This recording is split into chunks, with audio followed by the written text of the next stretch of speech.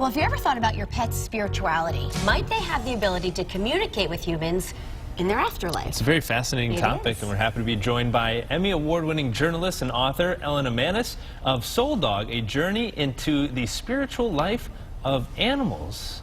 Welcome here to the show. This is really a skeptical topic, as you were when it first started. Well, I'm so happy to be here, but yes, I got into this totally as a skeptic. I mean, I'm a television journalist trained to not believe anything that isn't provable, you know, physical fact, and I'm the last person in the world I ever thought would have had this experience and written this book, that I learned I could communicate with my dog as a sentient, equal being, and even after he physically passed, and it changed my life completely and my whole idea of reality. So when did that moment hit? What was your first interaction with your dog named Well, we're Brio? talking about Brio, and you said it was he was your soul dog. Yes.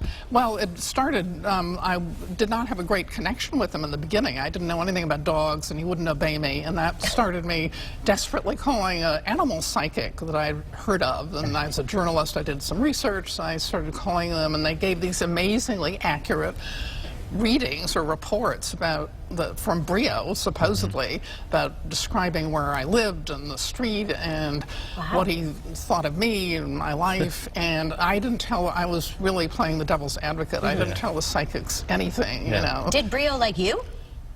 Did he like me? Yeah, I believe he did, but at the time I thought he didn't. Okay. I mean, I thought, oh, I don't know what to do here. I don't speak dog. What am I going to do? Yeah.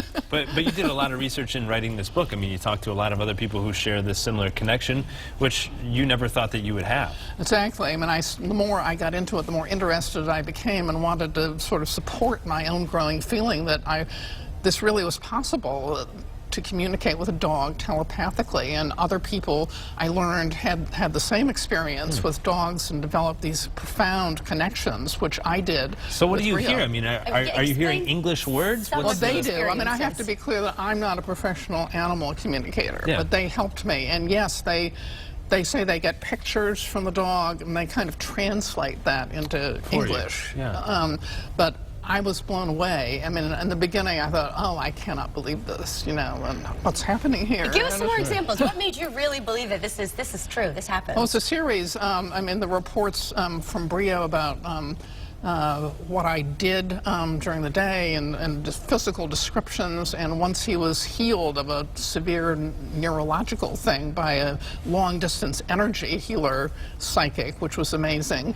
And over the years, I just came to I couldn't deny that this was something going on that I couldn't explain by ordinary means, so I had to believe there was that a higher power, that he was communicating somehow. Do you think all dogs? This happens with all dogs? I think it's possible. I think that he was a special being, and other people who have had special soul dogs say, you know, they may have had other dogs, but it's not the same, that some of them, I guess, are sort of old souls. Yeah, well, it's very interesting, and it's cool because you actually have a book signing coming up this weekend in West Hartford at Barnes & Noble? Yeah. Okay, cool, and our viewers can check that out, so make sure you stop by Saturday, again, April 6th, 2 p.m.